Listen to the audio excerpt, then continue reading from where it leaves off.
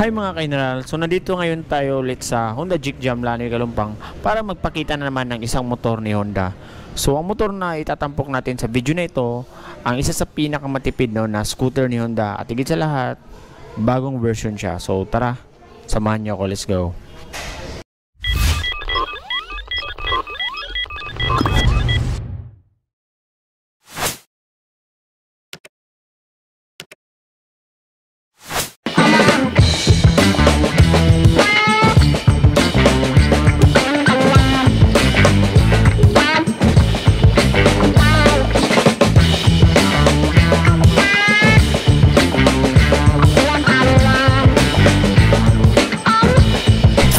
Walang iba mga kaineral kundi ang Honda Beat 110 Fi version 3. So ito siya mga kaineral, no? Napakaganda, napakatingkad ng kulay at higit sa lahat napaka eye-catchy niya mga kaineral, no?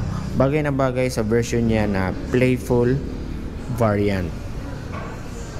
Puntahan agad natin ang makina ng motor na to. So ang makina ng motor na to ay merong 110cc engine displacement, naka 4-stroke, single overhead cam, air-cooled at ESP engine. Meron na rin siyang electric start at kickstart na may kasamang ACG starter. So ang electric start dito mga kaineral is tahimik na siya kasi meron na siyang ACG starter.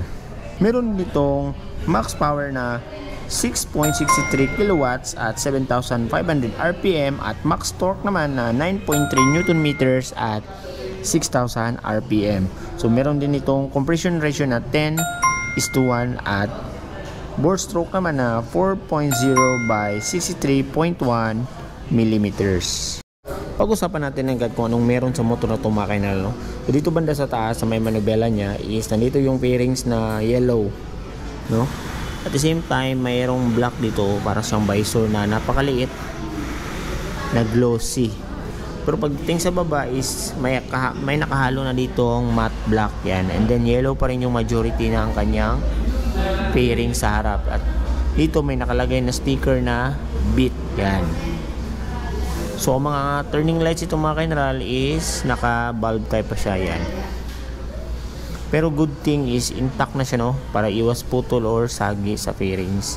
And then itong kitsura ng kanyang headlight, so maganda siya mga kaineral kasi LED light na siya. At the same time, isa to sa mga binago kay Honda Beat, mas pinalapad na yung kanyang parang daytime running light yan. And then kita nyo, no, ang sharp ng edges na nyo, mas astig na siya tignan mga kaineral.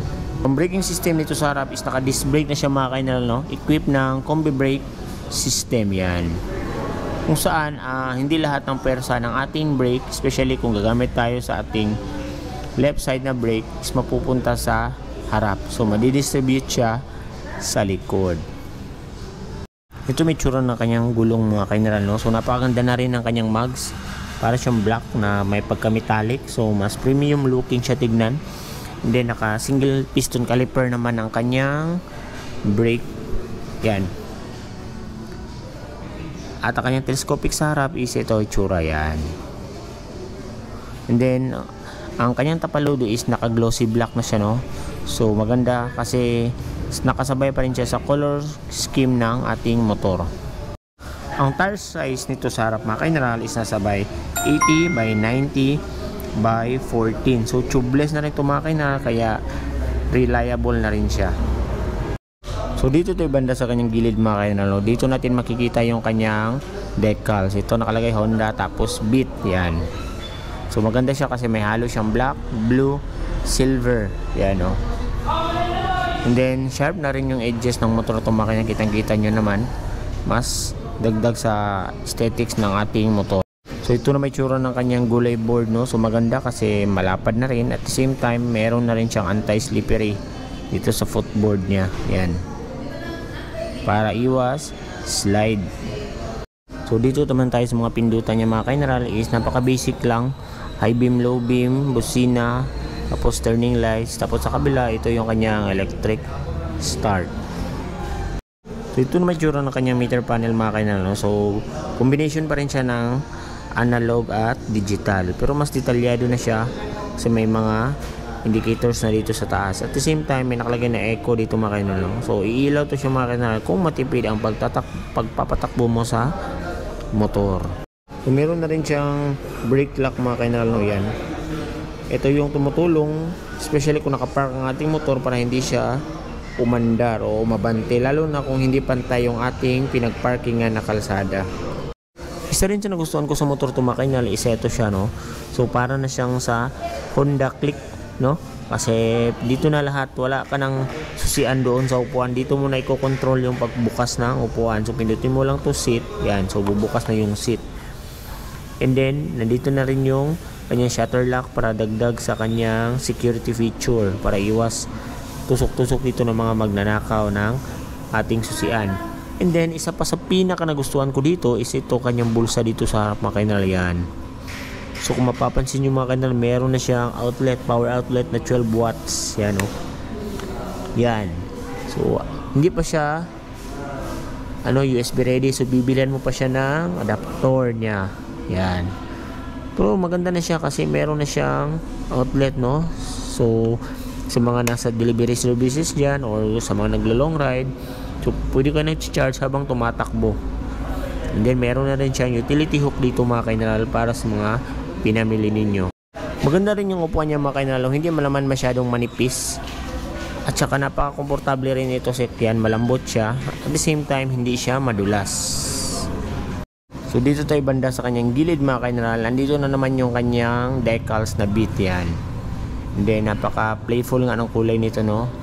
Tamang tama sa kanyang variant na playful, yan. Mga matitingkad na kulay ang nilagay nila na decals para mas visible siya at eye-catchy. So ito naman tsura ng kanyang panggilid mga kainral, no. So ito yung ESP. At the same time meron pa siyang kickstart, which is plus din yan sa akin mga kainral, no. Kahit na FI na siya is hindi pa rin tinanggal ni Honda ang kanyang kickstart. May tsura ng kanyang suspension sa likod mga kainral, no. So naka single shock lang siya dito sa gilid nakalagay, yan. So ito pa rin, ganito pa rin naman yung mga shock ng mga bit ng mga nakaraang version. So ito na may tsura ng kanyang ilaw sa likod mga kainral, no. So nakaano pa siya, bulb type pa siya lahat. Pero good thing na rin kasi intact na yung kanyang turning lights para iwas putol at sagi. At the same time, meron na siyang separate na ilaw para sa ating plaka. At meron na rin siya ditong reflectorized. Napaka-sporty na rin tingnan ang kanyang tambutso mga kainalo, yan. And then, ito na may tsura ng kanyang gulong. So, ganun pa rin. Napakaganda ng kanyang mugs na ginamit, no? Ang lalo na yung kulay. Para siyang black na may pagka-metallic. And then ito naman yung gulong niya sa likod, ito ay may size na 90 by 90 by 14. So tubeless na rin siya mga kainarat. Ang motor na to ay mayroong curb weight na 90 kg, so napakagaan, ideal sa mga beginner. Seat height na 742 mm, so abot na abot ng ating mga typical na Pinoy height. At ground clearance na 147 mm. So ito na may tsura ng kanyang underseat compartment mga kainral, no.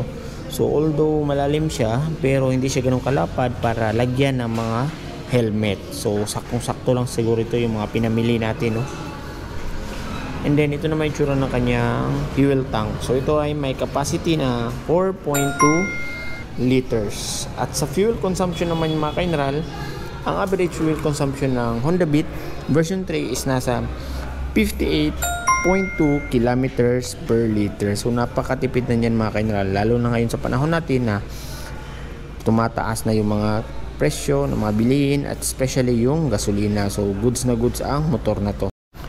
Ito na may tsura ng kanyang grab bar mga kainral sa likod. So kung nabitin pa kayo sa kanyang underseat compartment at gulay board, so pwede kayo magdagdag ng top box bracket. So marami namang available na top box bracket para sa mga Honda Beat.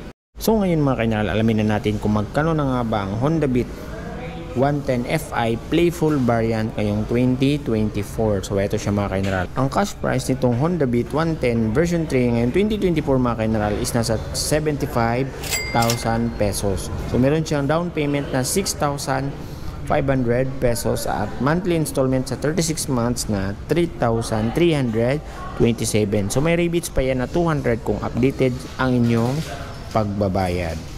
Yun lang mga kainral, kung umabot ka na sa part ng video na to is gusto kong magpasalamat sa patuloy na panonood at suporta sa ating munting YouTube channel. So yun lang mga kainral, stay safe, ride safe, bye bye.